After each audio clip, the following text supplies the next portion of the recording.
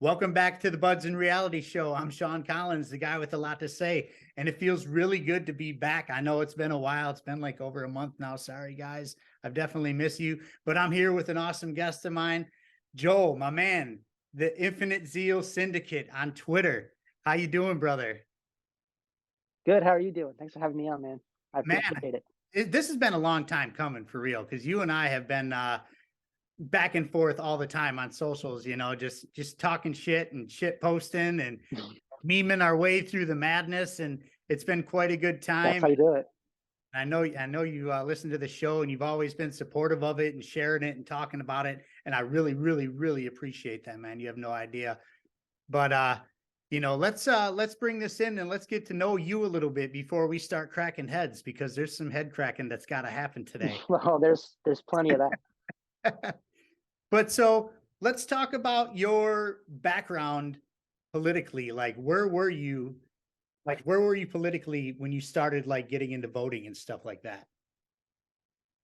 Well, I'm originally from New Jersey, so that's a deep blue state, one of the blue states in the country. But I'm from like a red area of a blue state. So, Okay. you know, Chris Christie was governor of New Jersey, so that's the kind of like Republican. I kind of in my community.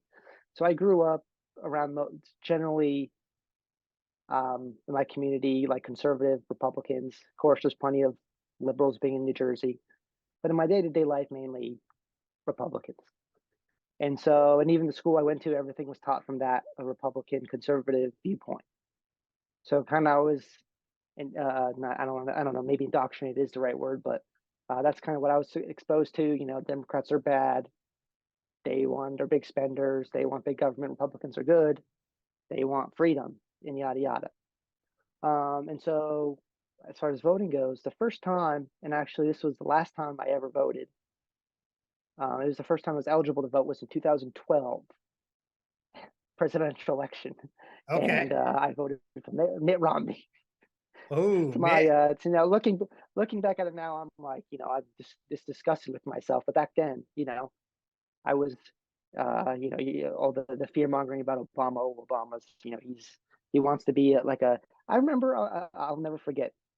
At a teacher in my school, and emphasizing the importance of voting. Like, you got to go out and vote because President Obama, he wants to be a king. Like, once he gets elected again, he'll never like get out of office. Like, it was like one of those like right wing conspiracies. And I, like, to a degree, I was like, yeah, this guy's pretty.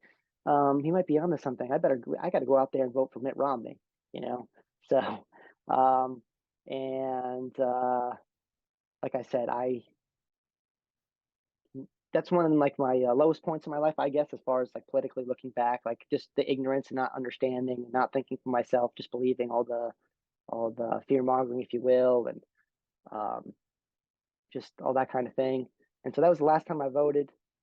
Um, and as far as and yeah, that's about it. And then from there, like probably around 2016, 2017 is when I started kind of realizing the Republican Party, maybe they're not all about freedom and all about this and that.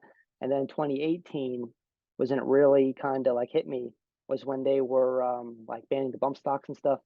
And then Trump was saying, you got to take the guns early, blah blah blah. We're going to ban bump stocks. And then I was like, wait a second. I thought they were like your Republican Party is supposed to be Second Amendment. Like, well, we advocate people being armed, and now you're so like that. Then I was like, okay, so this is kind of like what's going on. So then I go down the rabbit holes trying to figure stuff out, and you know here I am now. In a full blown, I guess, ANCAP, if you will. I don't know. I don't really have a title. I don't give myself a title, but um, I don't know if I'll ever vote again. I want to support like libertarians. Like, I'll support them as any way I can to get into office. As far as voting, I don't know. I just kind of had a kind of like falling out with like political parties. Like, I didn't want to be with a political party because if the party I'm in does something, I don't want to be like associated with like maybe something reprehensible or action that you take. So thankfully, I'm out of the Republican Party cult. I didn't get sucked into the liberal cult being in New Jersey. I was in around Republicans and basically like Republican most of my life growing up till I was like 21.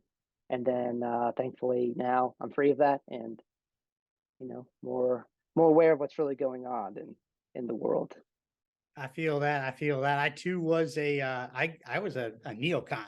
That's my background. I grew up in a Southern Baptist church, and Democrats were the worst. I mean, you weren't going to be a Democrat or you were going to hell Hmm. pretty much. You know what I mean? Like that's just what it was. Yeah. But I do remember what you're talking about when Trump said, ban the guns first or take the guns first, then due process. And I was like, whoa, man. And I'm not going to lie to anybody. I voted for Donald Trump in 2016. Even though I was a libertarian for the two elections before that, I voted for Ron Paul in 2008 and in 2012. And then 16 came around. I was not a big Gary Johnson fan. He was not my favorite. He said some stuff that was pretty off base. But that was neither here nor there. I did vote for Trump. I immediately regretted it. But my mindset was there ain't no way in hell Hillary Clinton can get elected. That just can. Right. Oh yeah. She's going to take the guns. She's going to take them all. We're not having that. And, but yeah, I totally feel where you're coming from on that, on the Republican standpoint, because I voted for Bush in both elections in 2000 and 2004. And that was a huge letdown for me, just because that's not what I voted for. That's not what I wanted. I mean, he was printing all kinds of money and starting wars, and inflation was through the roof. A lot of people forget about the inflation in the Yeah. early 2000s. Patriot Act. Oh, the Patriot Act and the NSA and the TSA and every SA that there could be. I mean, there's all kinds of programs out there now, government surveillance programs that are watching us. I mean, hey, what's up, NSA? I know you're watching me right now. But I totally dig where you're coming from. And but what was your turning point when it, that said, hey, this isn't right. I'm not doing this anymore. What made you actually go from that to ANCAP, which if anybody doesn't know what ANCAP is, that is our anarcho-capitalism. Yeah. I'd say actually, I want to say around 2018, 2019, I was actually registered in the Libertarian Party. I didn't really do anything with it. There wasn't a local chapter where I was, so I wasn't very involved. And then I just started going my own research rabbit holes, and I just I like a lot of libertarians, what they do, and I want to support them and help them. But yeah, when I decided I'm just kind of not be in the political party, then it was then COVID is really when really it was okay, literally there's no reason to have any faith in our government. We the first reaction was with COVID was, oh, the government, what's the government going to do? What's our, how are we going to solve this? Right. And then they have their solution.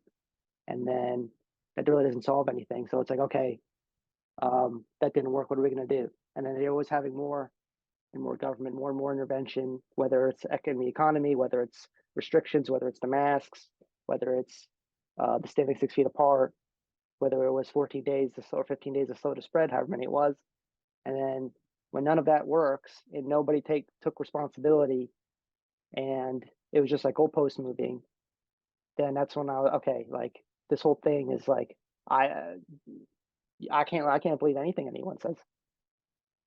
We're just, you either make it's all politics. Um,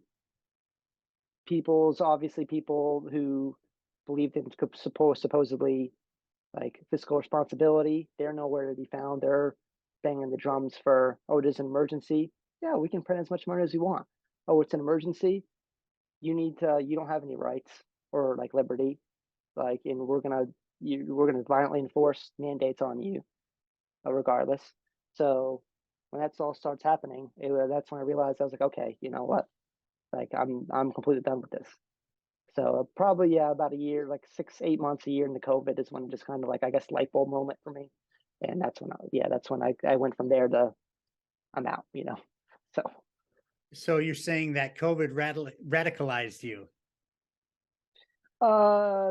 yes, to a degree. Well, and it got me thinking about other things. So it's well, if the news is fake, well, I wonder what history is like. So it's like then you start going down other things. Well, I know all the news about the COVID. A lot of it's fake. A lot of it's lies. It's goalpost moving. They're lying about the vaccines. They're lying about this.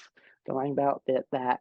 And then it's like, okay, well, what else are they lying about? So you go down through history and you find examples of other things. And it's like, oh, okay, you know, there's this isn't like the first time this has ever happened. This has been happening forever. Nope. And then so COVID too radicalized me. That's what really was a turning point.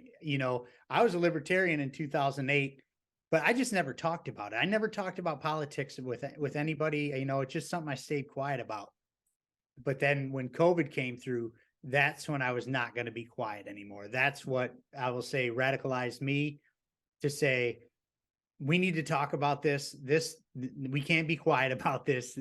Things need to be said, and unfortunately, there comes a cost when you do stuff like that. People end up being very mad at you, whether it be your peers or your family or whoever it may be. I would say half my family and peers are extremely upset with me right now. But that's their right. That's their right, and that's fine. Maybe someday we'll mend fences. Who knows? But that's I'm not here to sugarcoat anything for anyone. Anybody who listens to Buds knows better. Like, I'm not doing it. I'm going to tell you. I'm going to tell you straight. And you might not like it, but at least I'm being honest and I'm being sincere and I'm coming from a good place when I say it. And then going back to how you and I met via Twitter and stuff like that. I got to say something, man. You are probably the nicest person on Twitter, period. Well, I know about that. By far, because a lot of us who hate the state and hate the government are like raging and like just totally angry and, fuck everything and fuck the system and fuck the government. And you like do that, but in the most nicest way possible. Well, here's my attitude. Quite funny. I love it. It's hilarious. I dig it, Well, I'm glad. Well, my viewpoint is I really believe this. In the book of Ecclesiastes, there's nothing new under the sun, right? Amen. So this stuff that's happening, yeah, okay, there's some things that are going to be different, right? But human nature is the same. People in power are going to be corrupt. They're going to be, they're going to lie and do this and do that. So, and I used to be like that way, rage out, be super angry. Oh, you're a hypocrite, blah blah blah. But now it's like, okay, and I like to read about history, and you see the examples of stuff happening now back then, and it's like, okay, this is always gonna, while on Earth, this is gonna happen. So, yeah, I want to point it out, mock it. It does bother me, but to me, like, I don't know, I don't know if can be like surprised by anything that happens now. Like something like happens, whatever. And it's like, okay, it could be bad, but it's yeah, the state is perfectly capable of doing this. They've done it before. So why am I going to be mad that this is happening? Yeah, it's terrible. We need to find a way to undermine it and come to and figure out a solution. But um, just for me, like I just realized like getting angry was just like, well, I'm just not surprised enough by stuff that's happening. It's not even like shocking anymore. It's like, yeah, of course they did that. You know what I mean? So of course they like lied about the vaccines and didn't get it like tested for if it's going to block transmission. Like, yeah, why am I even shocked? Like look at all the other things they've done and lied and covered up about. And so, and to me, it's just, yeah, I like to have a laugh. So it's like, yeah, stuff's gonna be quote unquote terrible, but it doesn't mean I can't um, find some way to get, I don't know, enjoyment or humor out of it and find a silver lining. And it's the meme of the guy the NPC character's like is crying. You have like the mask and it's like smiling. So it's like that's what it is. You put on a brave face, like we said, meme our way through it, and we can have some fun as the empire collapses. I think, in my view. So your memes are solid, dude. I love your memes. Actually, you put some very hilarious stuff out there, and you made some really cool ones for us in Michigan with Gretchen Whitmer and stuff. I'll if anybody wants to see oh my god, it's and it's full blown. I mean, we're going full blown commie here. We don't even have enough time to talk about that. It's getting interesting. Yeah, here. I can only imagine Yeah, if the governor's like Twitter accounts any indication of what life is like in Michigan, I can only imagine like the run of the ads on local TV, like the billboards for the new like ungrabbing bills. I'm sure that just like you can't escape it, ramming it down everyone's throats. It's pretty out of control. I mean, most people are for it. I mean, Michigan's pretty much a blue state now, and it's kind of is what it is. Yeah. I'm in a very blue area, believe it or not. I literally live in probably the most liberal part of Michigan you could be in, like hands down, and that's, whatever. I don't care. You know what I mean? People can live their lives and do whatever they want. Nobody bothers me none.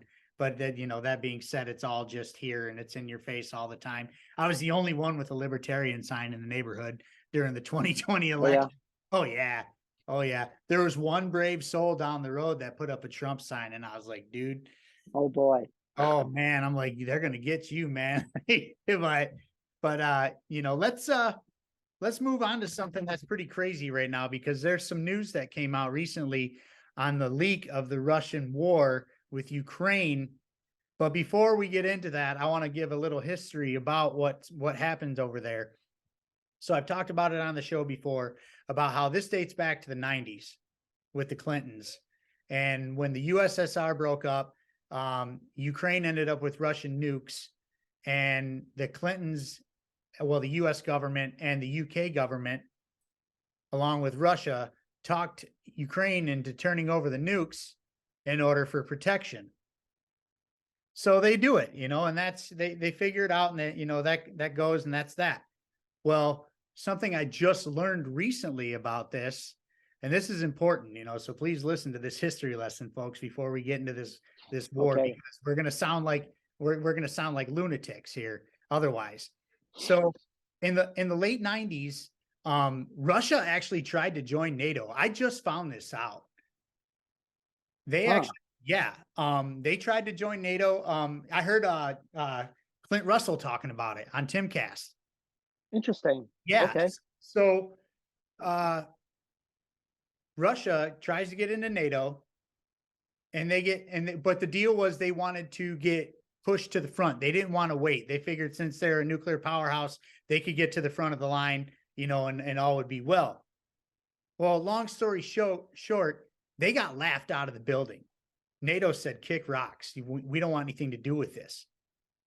So obviously that pissed off Russia, obviously, you know what I mean? Like, they tried to join the force, they get laughed out, Yeah. they get laughed out, get told to kick rocks pretty much. And, after that, there's been a little bit of mixed messages about what happened after that. But from what my understanding is, and it wasn't quite a deal made, but there was like some backdoor handshakes and some promises made that, and I didn't hear this from Clint. This is something I picked up along the years. I remember hearing it. That there was some backdoor deals that said, not deals, but promises made to Russia that no NATO country would ever touch Russian borders.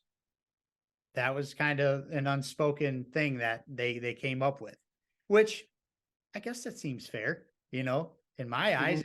If they kicked him out and said that we don't want anything to do with you, well, hey, I don't want anything to do with you either, right? I mean, hey, whatever. Right. So 2014 comes along, and there was a coup. They call it a coup. The United States military went in and overthrew the Ukrainian government. I mean, that happened in 2014. I mean, that's no secret. That's public record. You can go look that shit up. So the coup happens. They overthrow the government. Well, guess who they stick in as president? Obama appointed Zelensky. Mm-hmm. Oh yeah, he's installed. Yeah, it's not. There's no like democratically elected. It's he installed as. Yes. So president. I mean, and that's what the U.S. does. They go and they tear up these countries, and then they place whoever they want in power. Like, there's nothing sketchy about that. So now, 14 months ago, Russia invades Ukraine, so we're told, right? And essentially they did. They invaded Ukraine. But and right after the invade happened, this is important too. Right after they invaded, 14 months ago, last April, right after it just started, there was going to be peace talks between Zelensky and Putin. Well, Boris Johnson from the UK Parliament and the US government squashed that. They put the kibosh on it. So then obviously Russia gets more aggressive, and, you know, I'm not pro what they're doing. By all means, don't think I'm pro what they're doing. I'm not pro war at all. There's always a better solution. But at the end of the day, you know, it's starting to look more and more like who's the aggressor in this situation. Because from my standpoint now, it looks like the United States and NATO are the ones that are the aggressors in this situation, because they keep poking the bear. We overthrow their government. We start putting in biolabs over there, which, you know, take it or leave it on that, you know, but there's lots of files and lots of documents saying we're putting biolabs over there. And Putin doesn't want anything from the West. He wants nothing from the West over there. He don't want anything to do with us. I can't blame the guy. Look at our government. I mean, seriously. And so at this point, it kind of looks like, you know, we're the aggressors in the situation, which isn't surprising because we were the aggressors in many other situations. Oh yeah. Many other situations. That's what we do. We could talk about 9/11 if we really wanted to. I mean, at the end of the day, we didn't fly those planes at those buildings, but that happened because we were meddling in other people's business. You know? So I mean, we're always in everyone's business. We can't mind our own business. That's right. It's crazy. And this is why people, other countries are getting pissed. So, you know, this war is going on. It's been going on for over a year now. And just recently, a leak comes out from this 21-year-old gamer kid that is Air National Guard. And he's coming out saying pretty much, we have boots on the ground and we've been fighting in this war almost the whole time. Now, oh, no, kitty. My cat is trying to come say hi right now. Kick rock. You got to kick rocks just like Russia was told. Get out of here. Anyways, where was I at here? I just totally lost my train of thought. Thanks, kitty. The leak with that. Oh, the leak. So this 21-year-old kid leaks that we got boots on the ground there, and that not only are we at war with Russia, but we're actually losing the war. After the media has said, hey, they're winning, we're winning, you know, everything's everything. We're sending all this money over there. Now, riddle me this, and I know you know what's up in the who's who and the what's what and the no.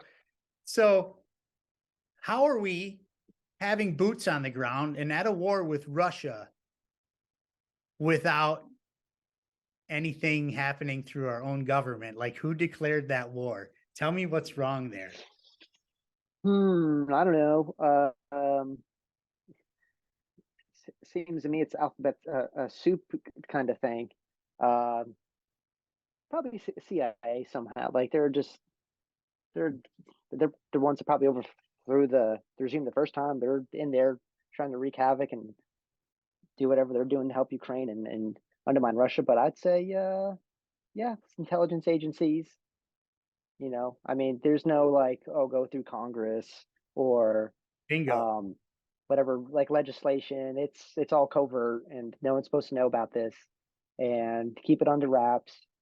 And that, you know, so there's, you know, I mean, again, it's just going to be more scapegoating and lying from the regime because, you know, there's no like refuting the information. You know what I mean? It's like, oh, this is it. It's, oh, we have to scapegoat this guy, like this guy's a traitor, a leaker, or whatever. It's not like, oh, we're going to refute what he's actually saying, you know. And then they turn it into like a troop. You know, we have to defend the troops. It's about like national security. That's like everything else. So, yeah, I mean, I'm with you. Well, I mean, it's crazy because Congress has to declare war. You can't put boots on the ground in another country without Congress's permission per se. Didn't we do that in like Syria as well? Was that Syria or Libya? We do it constantly. We didn't know. Yeah, we do it constantly. We as a king, we don't. Congress is. I mean, I don't know why. I mean, Congress is more of like. I don't know, like symbolic in a way. It's like, I mean, the executive branch is just can do whatever it wants. Congress is kind of really inept most of the time. As far as like a check, you know what I mean? They're supposed to check. There's no check, and there's no need for congressional approval. It's executive action, or the executive branch can just go and do whatever it wants and no questions asked. So it's basically like, King Biden can, he wants boots on the ground. Boots are going to be on the ground. And that's, to me, that's absurd. To me, it's insane that we as taxpayers, all of our money, over $100 billion has gone over there now to fund a war that's not legal. But yet, like Yeah. you brought up, it's happening in Syria, it's happening in Yemen, it's happening in Somalia. You know, we are, the United States swings their dick around everywhere they possibly can. And at the end of the day, it's all about getting that money printer going and putting up central banks. And I think that has a lot to do with, the situation with our dollar right now. And they're scrambling, trying to figure out what they're going to do. So they're trying to, rush this war and do this thing so they can get that money machine going again. But the problem is here also is now they got this 21-year-old kid apprehended for these leaks, right? Truth is treason in the empire of lies, Ron Paul, man. Right. And so, there's people that are actually angry at him and calling this kid a traitor, when really I think he's a hero for bringing out the truth of this and showing the public that this war is actually wrong, just on so many fronts. But we're actually funding a war that's not technically legal per se. Again, Right. it's a song that never ends. And it's actually a sad state of affairs, and they were able to like get this kid like immediately too, right? They arrest him and they find him where he's at, whatever. But we still don't have any Epstein files. You know what I'm saying? Like, Right.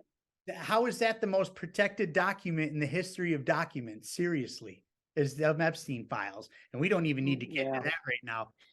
But, because that could be like 10 shows, man. The Epstein. Yeah, that's its whole own rabbit hole by itself. But like, as a father, you're a new father, man. You got a son that's just a few months old now. And, they're pushing these illegal wars and the recruit numbers are way down. Nobody's signing up to go to the military, and if they're going to keep doing these wars and going to kill people on the other side of the pond, there's going to come a point where they're going to have to start drafting kids. I mean, how do you feel as a father, knowing that this is how that works and they can come after your child at some point if they deemed fit? Well, yeah, it's kind of funny. It's like, America, a free country. But yeah, if we decide that you have to fight in our war, then like it's compulsory. You know what I mean? So it's another just classic case of, yeah, we're the freest country in the world. We have the largest prison population. The government can force you to fight in any war that they want. What else is new? So, yeah, I mean, yeah, it's kind of concerning. But yeah, I don't know. I guess I have to, but it's like, oh, maybe we'll move to Canada. I'll show him I'll help him be a draft dodger. He can't even go to Canada. Canada's like far gone now. So I don't know what that leaves us. But yeah, draft dodging might have to be the solution. Figure out a way to, I don't know where to go, but how we'll do it. Maybe we move to New Hampshire. New Hampshire will be like, we will prohibit the federal government from drafting anyone in our state or something. I don't know. Maybe some state will do that. And that's you got to make nullification great somewhere. I mean, New Hampshire might be the place to do it. Or maybe Texas will have seceded by then. Texas will be its own country by then, and it's like, yeah, we're not even getting involved. It's like, okay, let's go over here. They already proved they couldn't make it when they got all that snow and the power grid went down. They were begging for federal assistance. I'm like, well, just kind of shot yourself on the foot on saying you're going to be the first to secede. I think New Hampshire's well on their way before anybody else. But, let's move on to, I brought up how they want to get the money printer going. Now I feel like I need to bring up Janet Yellen, the Secretary of Treasury of the United States government, who's literally, this video surfaced yesterday. Well, by the time this show comes out, it'll be a few days ago, but this was from a month ago, mid-March. She's testifying in front of the Senate that she's going to, oh my God, this is going to be so hard to get out of my mouth because it's hard to fathom this right now. She wants to up the debt from almost $32 trillion to $50 trillion. 50.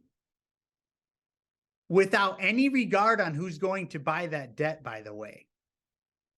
Now, what could possibly go wrong there, Joel? I mean, well, I mean, why should she say anything that makes sense right now? I mean, she's only said, "Oh, there's no, inflation's transitory. There's no inflation. We're not going to have a recession. The economy looks great. You might have, so it's just a giant circus over there, Sean, to be honest with you. And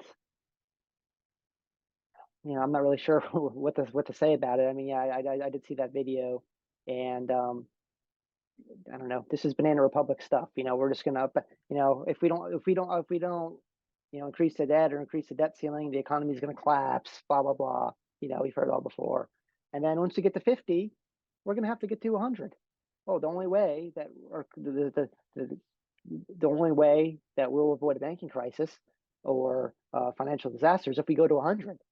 And then we get to, and then that's just going to perpetuate the crisis. And then next thing you know, it all comes down, and then central bank digital currencies, and yeah, that's where we're gonna be at. So that's just kind of, I don't know how there hasn't been a banking crisis yet, but I mean, if we were going to go from 31 to 50 in a blink of an eye, then why can't we go from 50 to 100 in a blink of an eye? And it's all made up as we go along, and and if they're concerned about saving the dollar, I mean, I don't know what they think going from 31 to 50 trillion, like, that's going to do to it. I mean, it's not going to, that's not going to say, hyperinflationary, probably. So, Well, here's the I mean, catch. Banana Republic. Oh, definitely Banana Republic. But like here's the catch here. Now, we're literally living through the highest inflation period ever in the history of inflation. Seriously, this is, they always say it's a 40-year high. No, this is the highest inflation we've ever been through as a nation, and we're going through it right now. And people are struggling right now. And what if they do this?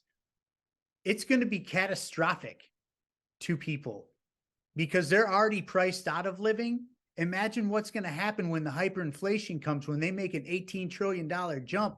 I mean, what's going to happen to poor people? What's going to happen to old people, people on fixed incomes? I mean, these are our parents. You know what I mean? Like, they're going to be literally priced out of living. Tens of thousands of people are going to lose everything. They're going to starve to death. And I mean, you can call me an alarmist if you want, but I mean, we're living through an inflation now, and they didn't print no $18 trillion from just a little period of time. But between Trump, yes, I said Trump, and Biden, between their two spending habits, this is why we have the inflation we have now. And they're going to talk about raising this debt up $18 trillion. I mean, think once again, you're a new father. I mean, they think of the future these people are making for your child. I mean, they're going to tax us. Well, I mean, it's a good point, and it's another reminder of finding ways to not to undermine or not be relying on the banking cartel. So it's get out of dollars. So whether that's buying gold, whether that's buying good cryptocurrencies or something, or other currencies. I know Russia and is, yeah, I'm sure Russia and China are like kind of heading up the charge on the BRICS, BRIC system, with which Mexico India. just joined. Yeah, they're gonna have, Mexico. So of course they're talking about like invading the cartels, because Mexico is one that wants a digital dollar too. So you just said it, actually. It's well, I mean, it's amazing. Anytime someone wants to get away from the dollar, all of a sudden there's something like they need democracy, or there's a cartel problem. And see, the United States preserves the dollar's like sovereignty, if you will, through like force, right? So it's wars, military conflict. Whereas China, like, they play the long game, right? They're not, because in America it's a 4-year window, right? So I have 4 years to do something. But you just, I don't want nothing bad to happen to my watch. And it's very short time frame. And to China, they're playing the long game. They're investing in like South America, Africa. You should see what they're doing in some of these countries like Angola, building these modern like housing complexes, providing economic opportunity. I've been watching some documentaries about it, because kind of their investment in Africa, and of course they loan a lot of countries money to African countries as well. So I mean, they're I mean, if BRICS, if they go to like a gold back like currency, I mean, after a short while, the world's going to kind of be like, why am I like the dollar? Clearly, is no safe haven. It's inflationary. The Fed's just going to keep printing. The dollar's just going to keep losing value. There's nothing behind it. So the answer is going to be escape dollars and go to commodity based, go to cryptocurrency, go to other currencies that are stronger or more, maybe that are backed by something besides thin air. So at least for me and my family, my son, it's maybe I get paid in dollars, but it's get out of the dollar and get into other things that'll protect us in the long run from, you know, the consequences of this terrible fiscal policy, monetary policy we have in our country. Well, yeah, I mean, you hit the nail on the head. I mean, and I talked about it on the last show. I mean, I called it decentralize yourself. We're at a point where we need to decentralize ourselves and get out of this dollar. And whether it may be, you know, learning Bitcoin, whether it be, you know, getting into the silver game or the gold game, you know, gold, I don't think is a bad idea. You know, everybody's got their feelings about it or whatever. But I mean, if gold's going to back the brick system, I think the price of gold's going to skyrocket, and that wouldn't be a horrible investment right now. Silver is pretty cheap to get into still, and it'd be a good game. I mean, anything pretty much tangible that you could trade or barter with, you know, in order to stay out of the system. And I mean, and I'm talking like completely decentralized too. I mean, make black markets great. And I'm not saying like go do a bunch of illegal shit in the black market, but I mean, if anybody's ever shopped at a farmer's market or bought meat from an actual farmer, Yeah, you're contributing to the black market and you're not paying taxes on that, which is amazing. Keep doing that, you know, grow your own food. I mean, homesteading is going to be extremely important through all this. I mean, it's extremely terrifying to think that, you know, what could happen when the dollar finally does collapse, because we're on our way there and it's going to happen sooner than later. I think we might even see it this year. At least that's what I'm seeing. Well, whenever it happens, yeah, I mean, it's going from 31 trillion to 50 trillion. That's only going to speed up the process. So, I mean, the dollar, what has the dollar lost? 99% of its purchasing power since 1913. So, yes, we've already come this far down. So, I mean, who knows when the final leg's gonna drop. So, yeah, so it's the solution is get out of dollars. I don't want that piece of paper. So get into other things, and like you said, decentralize yourself. Find people of like mind that support your local farmer. Support. It doesn't just have to be food. You can anything else. Anybody you know that provides like a service or a product. Go support them instead. Don't like It's trying to do a better job of help participating in like a parallel economy, if you will. So maybe somebody I seen people they're coming up their own kind of coffees or other products. It's like, yeah, how about I buy from you, right? You have the same kind of views as I have about decentralizing yourself, being self-sufficient, not relying on the banking cartel and the system in the dollar. And so yeah, let's get together, let's make it all happen.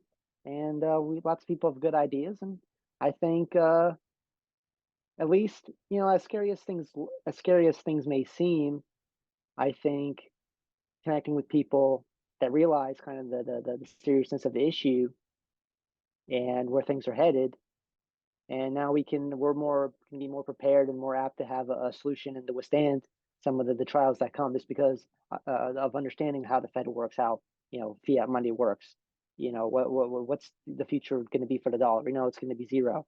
So there's still time to kind of get out and kind of figure things out and kind of get on the arc, if you will, before the doors close. Yeah, I mean, it's You know, the times now, folks. I mean, you don't want to get caught with your pants down when the shit hits the fan, you know. And I would also say stock up on ammo as well, not only for obvious reasons, but you know, that's also a good trade currency. Everybody's looking for ammo all the time. So I mean, Oh yeah. anything tangible that you could trade and barter with, you know, is a great situation to be in, you know. And it's sad that we even have to have these conversations, honestly. You know, it really is. Oh, I but you mean, got to have them. we have to have them, you know. And like I've told people a million times, I'm never going to sugarcoat anything on this show ever. I'm going to tell you the way it is, the way I see it, you know. And I hope that people, you know, understand that I'm coming from a good place and not trying to scare anyone. I'm just trying to pass along a message that you need to get out of this system and take care of yourselves and your family. You know what I mean? I don't want to just be like this crazy, you know, conspiracy nut job or whatever it may be that, you know, a lot of people will point fingers and say that I, you know, I am that, but I mean, the proof's in the pudding. I mean, if you want to see the Janet Yellen thing, I'll send you a link, you know what I'm saying? And if you want to, you know, hear about the Russia thing, I can send you links, you know what I mean? Like anybody, you know, get in my DMs, I'll show you. But you know, moving on, you talked about, you know, you brought up something earlier about indoctrination in the schools. And we were all Oh yeah. indoctrinated by our school system in one way or another. And I'm not going to say that, you know, the schools are terrible and everything we learned was bullshit. But when it comes to American history, it's all Yeah, bullshit. there's a lot there. Yeah, there's a lot there, that's You know, for sure. you know, obviously reading and writing and, you know, math, you know, that's good to learn all that stuff, you know, but certain things you don't need to learn. But history in general, the way it was taught, we were indoctrinated by a lot of things. And in many different directions. I always like to point out Christopher Columbus, you know, finding America, bullshit. And Thanksgiving, about how the pilgrims came to break bread with the Indians, bullshit. But there's one thing, and I know you know where I'm going with this right now, and I'm going to let you take it, man. There's one thing that we've all been indoctrinated to believe in our school system, and that is Abraham Lincoln, that he just Oh came in boy, honest Abe. and freed the slaves. And, you know, we all just held hands and sang kumbaya and everything was fine from there on out. And Abe was just the greatest president ever. Now, I'm going to let you take it from there, Joel. Well, yeah, I can definitely agree with you about the American history and indoctrination. And yeah, Abraham Lincoln's a big one. And when I kind of learned more about Abraham Lincoln, and actually Tom DiLorenzo, I think you have a couple of his Lincoln books. Uh, the, Um, the real Lincoln. Yeah, I have that. yeah, I have his Lincoln Unmasked, The Problem with Lincoln. I think I have the real Lincoln on Kindle. I have one of them on Kindle, um, but when I just found out about this a couple years ago, my mind was because I used to think Abraham Lincoln, was the great emancipator, this God fearing man. Just he just had this big hole in his heart because he was just up all night because slavery just tore him to bits. He couldn't stand it. He just reviled slavery so much, and even growing up in Blue, New Jersey, even like all the liberal people I knew were, oh yeah, Abraham Lincoln, he was a good Republican, So even liberal people even would hold Lincoln to high regard. Um, but uh, but no, nothing could be further from the truth. So he's been deified. Basically, he's like basically, if you say something bad about Abraham Lincoln to a conservative person, they'll probably react more strongly than if I like took God's name in front of them. Like, if I were like around like conservative evangelical like friends or family, and I took God's name in vain, and then I said Abraham Lincoln was a white supremacist and a tyrant who didn't care at all about ending slavery. In fact, he tried to deport slaves to Liberia. They would be more furious with that than if I took God's name in vain, and they're supposedly evangelicals. So, and Yep. that's happened.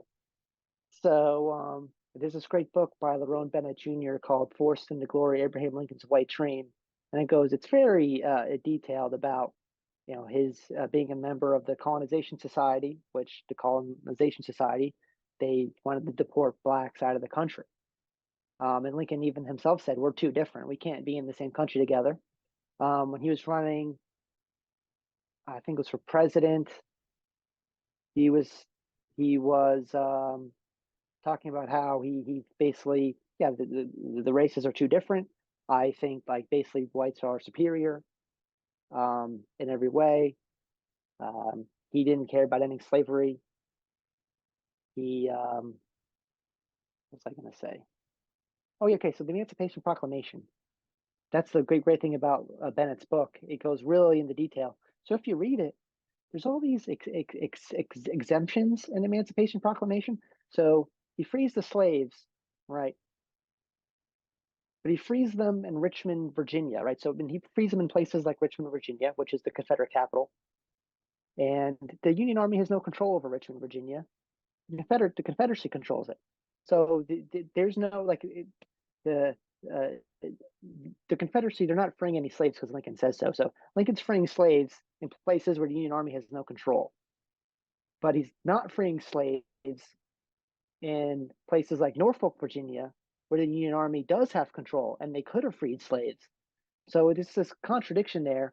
So it just kind of seems like a political document, just to kind of, I don't know, make it seem. And according to Bennett, the point of the proclamation was just to kind of, it was just like a political stunt, maybe cause some like slave revolts, and then kind of kick the can down the road so he could implement his real plan, which was deportation of blacks out of America, the United States. So that book was really a real eye opener for me, and the truth about Lincoln. And then you can go back and read some of his writings, even as far as Lincoln basically was an atheist. That's not, I was taught he was basically Christian, God fearing man. Yep. That had the Bible everywhere he went. His own wife said that he had no like basic belief in God. People in his cabinet and close to him talked about how he had no really religion or like faith or anything. Um, so yeah, I'm still digging into Lincoln, and trying to learn more and find out as much as possible. But that's one classy example of just completely not 100, like not, I don't know 100%, but just from start to finish, just false information. Um, yeah, didn't care about slaves, atheist, didn't start the war over like trying to end slavery or anything. It was about like tax collection Yeah, he basically. started he Um, started a war to collect taxes, man. yeah, he because I believe it was I want to say upwards around 90% of federal revenue at that time was tariffs, and so that was the increase was on tariffs, which is of course a tax, and so the South was like, we're not paying this, and then he invaded. Um, he jailed anyone that basically disagreed with him. There's a congressman who's called the Apostle of Peace. So the congressman, he's from Ohio, I think. His name was Clement Vallandigham or something like that. But he's like, okay, yeah, we shouldn't have a war. Let's maybe have a peaceful solution. Lincoln didn't like that. You know, if you even see that today, you oppose war, you get slandered as a traitor, and you're sympathizing with the enemy. Deported the congressman. Had like the city council of like Baltimore all jailed. Had um, Francis Scott Key's grandson, I believe, thrown in prison for opposing the war. Shut down newspapers, grabbed guns, issued an arrest warrant for the Supreme Court Justice of the United States. It wasn't served, but he did issue it. Uh, so, I mean, we can go down the list from start to finish on Abraham Lincoln. Just absolute. No, I'm not going to say my teachers were lying because I believe that they believed all the stuff they were teaching. I don't think they knew that he's, this tyrant. Oh, another interesting thing about Lincoln. So this was in DiLorenzo's book. He talks about how uh, like a group of communists in Chicago, they had Lincoln Lenin Day. Like they're celebrating their beloved Lenin and Lincoln at the same time. Very interesting that why are the communists celebrating Abraham Lincoln? Well, there was another writer who wrote about how he wished Lincoln, I forget his name, I'll have to look him up, but he wrote about how he wished Lincoln was in charge of the Soviet Union when it collapsed because Lincoln would have never let those countries um, be free or leave the Soviet Union. He would have sent the tanks in and kept the Union together, just like he did in the South. So you've got a lot of communist sympathizers that have a soft spot in the heart for Abraham Lincoln because he used military and brute force to keep everything together. And secession and independence or whatever it um, was he wasn't going to let that stop him from preserving the Union, as he so called it. And this is why it's Don't get so. me started on the Constitution either. Oh That's God, another thing. yeah, I didn't sign that, but anyways, I'll go It's Spooner on like that. if I could go on just a brief tangent on the Constitution. Absolutely. So, because I like history, right? I loved history, and so when I, in the past few years started figuring out that a lot of stuff that I was this subject that I loved was just wrong on its face. Now I have to unlearn all that, and I need to catch up with reality. So the Constitution, we're taught basically like the founding fathers. We're just sitting around, dreaming up ways to limit their own power. It's like, oh, they had the wisdom and foresight to know how to, limit government and the checks and balances. The whole point of the Constitutional Convention and the Constitution was to increase the centralize the government and give it more power. That was the whole point. Because under the Articles of Confederation, they didn't have that power. They didn't have taxing power. Like if they wanted to make an amendment, all the states had to unanimously agree. So they didn't like this. They wanted to be able to get their agenda through. There's a great book by Dr. Patrick Newman called Cronyism, Liberty versus Power in Early America. Wonderful book. And it kind of goes over some of like the title implies, the cronyism, kind of the backdoor business dealings between some of the framers and business people that had all their agendas and special privileges and banking and all this stuff and all the dirty backroom deals that they were making. So that was a big part of the Constitution, why that some things were allowed, some things weren't, and that's a whole other thing in and of itself. But yeah, Lincoln and the Constitution, those are two big things. They're not teaching the kids right in school, and then of course, then going along with what you said about indoctrination, then you got like the Pledge of Allegiance. That's another thing that bothers me, is that was the whole point of the Pledge of Allegiance. Francis Bellamy was a socialist minister, and he even said the point was to indoctrinate school children. And now it's kind of viewed as, at least in the right wing, as, oh, you're patriotic, blah blah blah. But you're just indoctrinating kids to kind of profess their allegiance to the state, to this piece of cloth, and there's you're almost like a heathen if you don't put your hand over your heart, if you omit the words like under God. And here in South Carolina, they forced like at the public schools, like you have to say the Pledge of Allegiance, and that was like a big deal, like a conservative, oh, we're patriotic. This is a big win for America, and students in South Carolina. Like, forget the fact that the public schools here are garbage and kids aren't learning anything, but they say the Pledge of Allegiance, and we indoctrinate kids in that way before school every day. So that's what's really important, right? And it's just a bunch of nonsense. And there's a lot more indoctrination that needs to be uncovered and unlearned. And so having a young son, I want to make sure he understands, no, Abraham Lincoln is not really somebody. If you want to admire a president, it shouldn't be Abraham Lincoln No. by any stretch of the imagination. I don't think there's like a single quality that you want to emulate from him. So, yeah. So anyway. Yeah, I mean, and the funny thing is, like I said, we were all indoctrinated by the school system, but there's one way that you can indoctrinate yourself, and that's by reading books like we're talking. And you and I have done something on Twitter.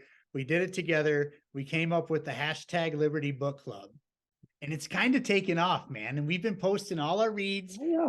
People start posting their reads or tweeting. I should, posting's Facebook, people are tweeting their reads, and sharing stuff and retweeting stuff. And it's a good way to get the message of liberty out and the message of relearning things that you learned that weren't right or weren't correct. And I really enjoy that we are doing this. And it's been very cool. I mean, geez, Lars Mapstead is showing his books now and he's running for president. You know what I mean? I think that's pretty cool. Oh yeah. I think that's that is awesome. Yeah. But that's the only way. Whether it's yeah, go ahead. I'm sorry. It's the only way to learn to unlearn what you've learned is by read books from actual history that will tell you things other than what you learned in school. I mean, I know I bash the government school system all the time, and I do it for a good reason, because I always knew I hated school. I was not a good student. I was a horrible student. Um, and I used to tell my teachers straight up what they were teaching us was bullshit. I used to get in so much trouble for it. But I'll never forget there was one teacher in the 6th grade, and he was our social studies teacher, and he looked right at us and told us to never trust our government. And I was like, oh my goodness. Wow, the phone just rang on the computer. You had a you had a Sorry. teacher say that? Yeah, our 6th grade social studies teacher, um, he said, "Do not trust your government," and that always resonated with me. That he would say something like that, even though he was teaching that history. You know, but Yeah. and it was kind of crazy because he was the teacher that everybody made fun of. He always kept change in his pocket. And he was always jiggling around in his pocket, so they called him Pocket Pool. You know what I mean? I'm like, damn, man. I'm like, he's probably one of the coolest ones ever. Looking back, I Yeah, mean, sounds like it. but he still had to teach us what he had to teach us. But he let it be known that we shouldn't trust our government. And I was like, damn, The teacher. and then I grew up listening to, hardcore punk rock and thrash metal, heavy metal, 90s hip hop, which, believe it or not, a lot of that music is a history lesson of sorts, or very much against the system, saying how corrupt it is and Hmm. whatnot, especially like heavy metal. My parents used to think, Slayer and Megadeth was, devil music, growing up in the Southern Baptist Church and whatnot. And that couldn't be further from the truth. They're talking about, the song Angel of Death is about Auschwitz and the Holocaust. You know Hmm. what I mean? Like, wow. And bands like Sepultura making songs Refuse, Resist, and stuff like that. So, even though I had that upbringing and and and stuff like that, I kind of always knew these people were messed up, but I never wanted to really believe that these people were bad. I thought they were always, for the longest time, trying to treat us well. And that can't be Hmm. farther from the truth at all. You Oh know, yeah. and the Liberty Book Club is going to expose this stuff. And I could just spew out authors right now that could really teach you things, especially like I'm on an economics kick right now. That's where my mind is right now. That's why I was talking about Janet Yellen and the money printing and all that. The federal government's going to do what the federal government does. It's not that I don't care. I'm more worried about what's going on with the monetary system and decentralizing my family right now. And so Right. what they're doing on, with all the guns and stuff, they've been doing this for decades and decades now. We're coming up on an election year, and so they're going to rile up the crowd. That's what they do. Coming up to the election, they're going to start passing bills and laws, and the left and the right are going to fight, and it's radicalizing more and more people, and it's quite sad to watch it as an outsider. you know but I'll bury my face in books, when it comes to economics. The best is Rothbard, von Mises, and Ron Paul. Those are go-tos. And then, he hasn't wrote a book yet, and he really needs to, but y'all need to listen to Radical, Shane Hazel's show. That man is great with economics, man. He's an Austrian economist, and he really knows his stuff. And I really value his opinion and his insight on that stuff, you know because right now we need to be unlearning everything that we learned, and it's hard for some people to stomach that, what we've been taught our whole lives is a lie when it comes to history and government. But the fact Oh of the yeah. matter is, it's true. It wasn't like it was a good feeling for me to find out that the Republican Party was just as horrible as the Democrat Party, coming up as a neocon. That sucked, Hmm. to find out my whole belief system Oh on yeah. wrong. Like, that was a hard pill to swallow for a while, but once I swallowed that pill, I took it and I ran with it. And I started learning shit, you know, and that's the only way to get out of this stuff, man. And so, Liberty Book Club, get at us on Twitter, man. Let's Oh talk yeah. about socials. Let's talk about, where can people find you? Because people need to follow you. You're a wealth of information when it comes to history. Well, it's just like you said, it's because of the books, you know what I mean? So, and it's something maybe some people might feel when you realize what you've been taught or thought maybe is wrong when presented with new evidence, is maybe there's a feeling of, oh, like I was duped, or like maybe you feel like like dumb in some way, or like naive, and that's can be don't you, there's no reason to feel like that at all. I mean, we were taught certain things from a young age in school, that history and government and blah blah blah, and everyone that's come to the realization that that's all false at some point in time. We all believed it. I believed it. You were neocon, like you said. So just get in there and learn. And like you said, the Liberty Book Club's been really cool, I think. And I've come across many books and authors that I wasn't aware of before it. And now I've bought a couple books, and I've sent you a book, and you sent me a book, Yep. and we're sharing books and information. And that's the best way to learn and figure out what's happening and find out solutions, and especially in history. Um, and finding out like I really believe that there's nothing new under the sun, like the book of Ecclesiastes says. So if that's true, well, if I'm reading history and the proper history, not maybe mainstream textbooks, you're not gonna, if it's in a bookstore like a big like a Barnes and Noble or anything like that. That's not the kind of history you want to be reading. That's mostly probably propaganda or nonsense. So if you're reading the proper history, understanding what's going on, well, you're going to have better answers on how to navigate what's happening today, because the predations of the state, you've kind of you've seen how what's happened in the past and how they've gone about it, and maybe how some people have been able to the thrive and succeed in the face of that. So those are the people I want to learn from. So the Liberty Book Club is a great way to do that. Share what you're reading. Ask, if you want a book on a certain subject. You're on economics. I'm sure you've got a whole list of stuff Oh yeah. you can send people what to go read, what to go check out. There's plenty of authors on the Liberty space on Twitter that are putting out work, and and I've gotten some of their books, and so have you. And this is to me, this is the best way to learn. Like Einstein said, he didn't let schooling get in the way of his education. Well, I'm not going to let my schooling get in the way of my education. Most of the stuff that I know that I've learned has come outside of school. It's from learning. Um, Honestly, I've learned more from Twitter and YouTube than all my years in school. Like people sharing Who would books, have thought? like just the just the information people put on there, the threads, and I mean, literally anything you want to learn, you can find. So and if you want to learn about economics, history, um, kind of the problem with the state, whatever it is, war. Liberty Book Club's a great place to do it. There's so many books, so many authors, and we'll be. If you want to learn about something, let us know. I mean, like I said, anybody in Liberty Twitter will have um, a good suggestion. Rothbard, like you said, von Mises, um, Spooner. Like the first time I read No Treason, I was like, oh my goodness, this should Game be changer. mandatory reading. Game Mandatory reading in every school in America. changer. I never heard it put like that. I never heard it phrased like that. It's so simple and to the point. You can't refute the logic, you know.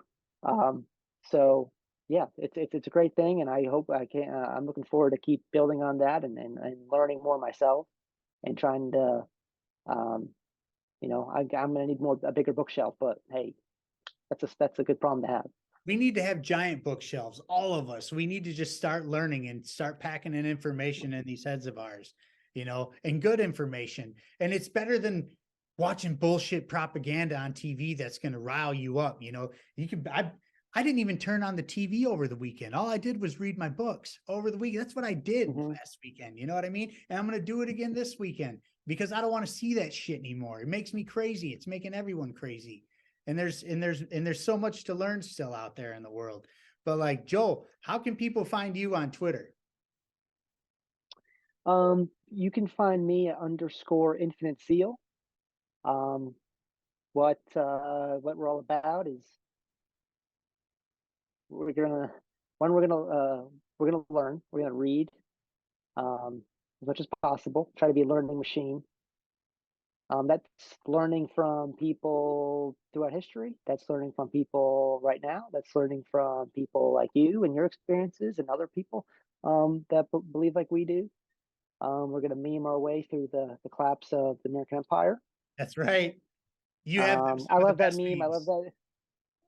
I love that meme of some guy. He's like mowing his lawn, and then you see like a tornado like in the distance, and he's just like going about his day mowing his lawn. That's what we're gonna do. You know what I mean? So we're gonna go about our day. Um, and I really like. I'm really appreciative of all the content that's people putting out, like you and everyone else, um, because there's no. You turn on the TV, and it's basically like there's no real reason to watch any news channel, or like it doesn't matter, like it's there's there's all clearly an agenda. You got like corporate sponsors you got to adhere to. You have political pressure. Can't piss off this group. like like you said, you don't sugarcoat anything. Like you're here, you're going to give your opinion, you're going to be do the research, you're going to have the facts down, and you're going to tell it like it is. So you're getting real information. You don't have like a secret like agenda, or like donors you have to answer to, where you have to whitewash what you say, and you can't talk about this issue or that issue because you might piss off. Like there's none of that. So that's why I like this. I want to like support the people in Liberty space as much as possible, because they're going to bring the heat. They're going to bring the real news. They're going to bring the real information. They're focusing on the stuff that the corporate state media is not going to talk about. They're not talking about the Fed whenever there's a financial problem. Who are we blaming? Oh, it's the greedy banks. Oh, it's this. It's the capitalist system. It's never the Fed, It's right? the So billionaires and the you're capitalists' fault, always. exactly. So it's all this nonsense, and at least in the Liberty space, it's gonna be zone in on what the real root cause is, and there's no going to be whitewashing. There's no, like I said, corporate agendas. There's no political correctness. It's let's be real. Let's be honest. Let's get the truth out. Let's come up with a solution to the problem, and let's actually take action and doing the right things, um, to ensure our like survival and well-being in the future. So that's why I like to connect with people on Twitter, and follow their content and support their content and do whatever, make memes with them, tax the memes too. Um, so that's what we're all about at Infinite Zeal. So if you like that, come check us out. You're gonna see plenty of memes. Um, I got one thing I got to do a better job of, like you do, is you're always bringing the new music that I've not like. I'm getting more into like punk. I never really listened to too much super like punk rock or like heavy metal or anything like that. But now that I'm understanding kind of the messaging behind some of it, and not just thinking of it as like, oh, this is like super like hardcore like rock and roll music. I can't understand what they're saying. When I take the time to kind of parse through, like, yeah, these are like basically a lot of them have like a liberty message. Like it's like we're not just going to go along with the system. Um, so it's like this is really this isn't devil music like I was told in my church. This isn't like Satanist music. There is an uplifting message to a degree. You know what I mean? So I appreciate that too. So I'm learning stuff every day, and hopefully we can just have a good time. I like to have you know this life is serious. There's a lot of stuff going on, and the main idea behind Infinite Zeal is this. There's a verse in Romans 12:11. It says, "Never be lacking in zeal, but be fervent in spirit." So actually, my son's middle name is Zeal. So that verse just really kind of struck me. It was never be lacking in zeal. So it's like, okay, so I should always have it. You know what I mean? So yeah, this stuff's going terrible. I mean, the economy, the military, I mean, Russia, I mean, the Fed, the state, police. I mean, we can go through a million things. Why to be upset? Why to be angry? And they could be serious problems. But I want to be able to find a solution for these. And I still got to go on with my life. I still have to make sure my family's taken care of. Um, and going to be in a good position. So no matter what's happening every day, I know sometimes it sucks. There's a lot to deal with, but just staying positive, realizing what the problem, knowing what the problem is, knowing what the solution is, and working towards it every day, and trying to have fun. Um, to me, that's what it's all about. That's what I'm all about. That's the idea behind Infinite Zeal. Um, and the flame's never going to go out. You can't suppress it, can't put it out. And so hopefully, you know, we'll continue to connect with people and build and have a great time. My man, I like it, man. I like it a lot, man. I really appreciate you doing this show. It's been a long time coming. You know, I've been wanting to have you on for a while, so this has been great. Thank you so much. Thank you for always, supporting the show and, and Of sharing course, my always stuff. will. It's I always appreciate that stuff. And especially I'm the little guy, I'm the low man on the totem pole in this world of podcasting, so but it is growing. It is growing, and it was growing very nicely before I had to have surgery. There's anybody out there who's looking to sponsor an up and coming show, please get at me, at BudsNReality on Twitter. You can get my DMs, that'd be great. I am looking for sponsors, to get this going. I really want to get this thing to lift off the ground. This is my passion. This is what I want to do. This is what I went to school for. I don't want school to be a waste of time and money. I would like to really do this. But in closing, I'm going to ask you all one big favor and kind of a public service announcement. And you're going to kind of go, what the hell are you talking about when you get into this? But I'm just going to come out and say it. Go out and give blood. And I'm saying this from the heart because I had a complication post-surgery where I lost a lot of blood and I had to get a couple of bags of blood given to me. And so, that being said, you never know who's going to need some blood out there. Your boy sure did. So, if you're able-bodied and into it, please go give blood, to your nearest blood bank because, there's people out there who needed it. I did. And, that scared the hell out of me. I don't know if you know what it's like to lose blood or, have a lot of loss of blood, but your heart works overtime, man. And I thought I was having a heart attack. I mean, boom, boom, boom, boom, boom. It was very scary. And, I'm glad they had blood for me for real. And, please go do that. And that would be amazing. And please tell me when you do, because I want to know that you did it, because that's pretty fucking awesome. And with that being said, is there anything you want to say in closing, brother? No, I appreciate you having me on. It was a great honor, especially on this, for some people, most sacred of holidays coming up on 420 Eve. So I'm glad to be on and to celebrate that with you. So I know tomorrow's that's going to be a big one for a lot of people. I'm looking forward to it. And no, again, thanks for having me on. And let's keep getting after it and doing our thing. Right on. Well, thank you so much. And peace, love, and liberty to y'all. I'll see you Oh, around. yeah, man. Appreciate you. Take care. Thank you.